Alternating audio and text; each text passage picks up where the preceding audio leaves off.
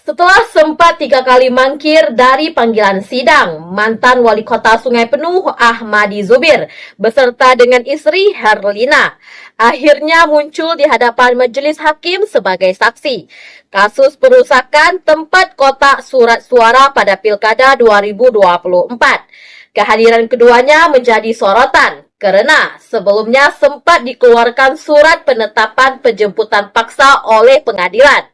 Berikut laporan selengkapnya.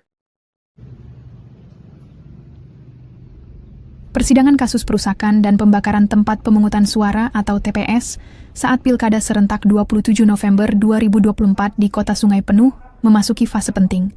Setelah 3 kali mangkir dari panggilan, mantan Wali Kota Sungai Penuh, Ahmadi Zubir, bersama istrinya Herlina, akhirnya memenuhi panggilan majelis hakim sebagai saksi. Keduanya hadir secara sukarela dalam sidang yang digelar di Pengadilan Negeri Sungai Penuh, Rabu 23 April 2025. Kehadiran pasangan tersebut mengundang perhatian publik, mengingat sebelumnya telah dikeluarkan surat penetapan penjemputan paksa oleh pihak pengadilan.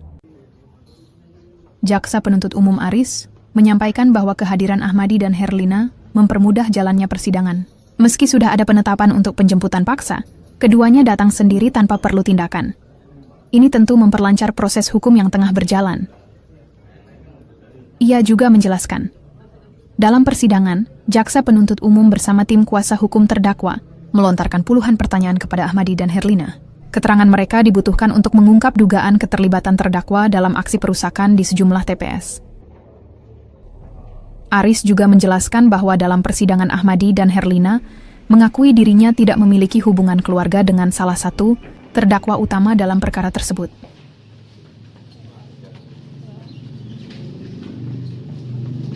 Sepanjang persidangan untuk pemeriksaan di Desa Kota Baru, Kecamatan Kota Baru, hanya ditegaskan untuk salah satu terdakwa, khususnya Pak Edi, itu diakui oleh Pak Ahmadi hubungan sebatas ajudan.